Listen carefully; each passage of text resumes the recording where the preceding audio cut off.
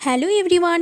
সেদিন আমি আর মা গিয়েছিলাম বাজারে, কিছু কেনাকাটা করার ছিল সেই জন্য। তো প্রথমেই গিয়েছিলাম ওষুধ দোকানে, মায়ের কিছু ওষুধ নেওয়ার ছিল তাই। তারপরে গিয়েছিলাম একটা কসমেটিক্সের দোকানে, সেখানে আলতা নেওয়ার পরে সাথে সাথে বেরিয়ে পড়েছিলাম ফুচকা খাওয়ার জন্য।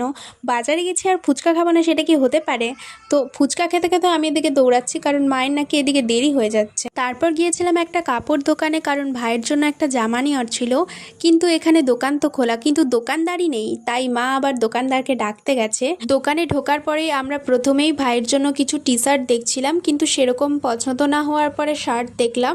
তো সব কিছু দেখার পরে অ্যাট লাস্ট এটা পছন্দ হয়েছে, তাই এটাই নিলাম।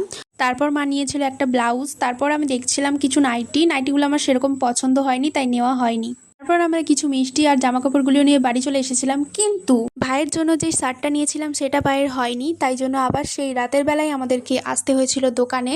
তো শার্ট আমাদের এখানে পছন্দ হয়নি, তাই জন্য আমাদের খুব মন খারাপ করে নিতে হয়েছিল টি শার্ট। তো অ্যাট লাস্ট আমরা এই টি শার্টটা নিয়েছিলাম। তো আজকের মতো এইটুকুই, দেখা হচ্ছে নেক্সট ভিডিওতে। Bye bye.